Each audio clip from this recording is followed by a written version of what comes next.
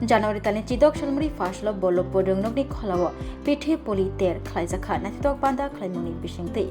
जातिगतार मुसुंनि चेंसि नेंगै मानजगैखा मंत्री रतन लाल नाथ बीजेपी हास्टिकासको MP Rajib Bhattacharya speaker in charge Ramprasad Paul Agartala municipal corporation mayor Dipak Majumder খবই কবনি जुदा जुदा आदंग्र আয়োজন করি পিঠেপুলি উৎসব করি গ্রামীণ মেলা করি নগর সংকীর্তন করি লোক সঙ্গীত করি বাউল কীর্তন করি পালা গান করি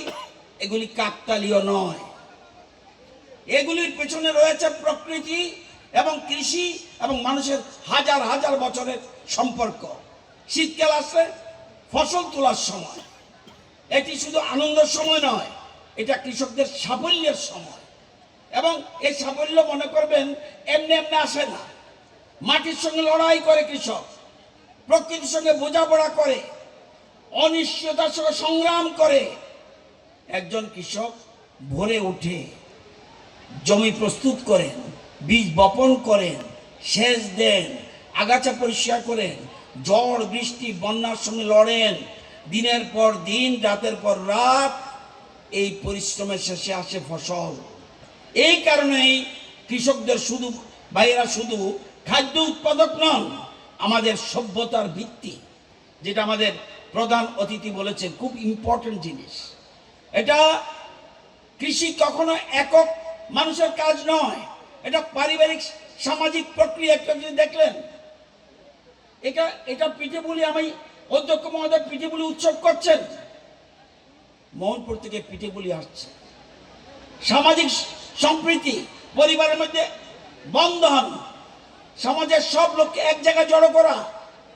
এটা এখন কিন্তু ইদানিং কম দেখবেন এই জন্য ভারতীয় সংস্কৃতি পৃথিবীর সব মানুষ এখন ভারতীয় সংস্কৃতি ফলো করছে সমস্ত দেশ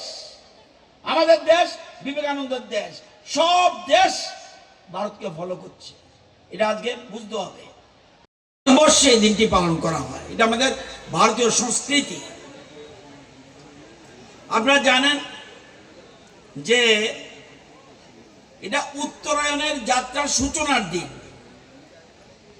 অর্থাৎ এদিন মূলত সূর্যদেবের উত্তরায়ণ গমন মকর রাশিতে সূর্য প্রবেশ করছে অর্থাৎ এদিন থেকে দিন ধীরে ধীরে বড় হয়ে যাচ্ছে এই যে গেল 14 তারিখ এদিন থেকে কিন্তু দিন ধীরে ধীরে ধীরে ধীরে বড় হয়ে যাচ্ছে এবং শীত ধীরে ধীরে চলে যাচ্ছে দিন বড় হয় আলো বাড়ে আর কৃষকের ঘরে নতুন ফসলের আনন্দ ছড়িয়ে পড়ে এছাড়াও পৌরাণিক ইতিহাস আছে কি আছে আপনারা যারা বয়স্ক লোক আপনারা জানেন মহাভারত অনুসারে বিশ্ব পিতামহ ইচ্ছা মৃত্যুর অধিকারী হয়ে আগে ওনাকে কিন্তু মেরে রেখেছে কিন্তু উনি ইচ্ছা মৃত্যু সুতরাং কোন দিন উত্তরায়ণ আসবে অর্থাৎ শুভ দিন কবে আসবে সেই দিনের জন্য অপেক্ষা করেছিল এবং ওই দিন উত্তরায়ণের দিন আমাদের বিশ্ব পিতামহ যাকে বলি আমরা এটাকে উনি এদিন ইচ্ছা মৃত্যুবরণ করেছেন আরেকটা পুরাণে আছে লেখা যে সূর্যদেব তার পুত্র শনিদেবের সাথে উনি মিট করবেন এবং মিলিত হন যা পারিবারিক ঐক্য সামাজিক সৌহার্দ্যের প্রতীক মোস্ট ইম্পর্টেন্ট এই দিনটা গঙ্গা হোক যমুনা হোক পবিত্র নদীতে যদি স্নান করেন এতে আপনার পূর্ণ হবে এটা হলো পৌরাণিক কাহিনী অনুযায়ী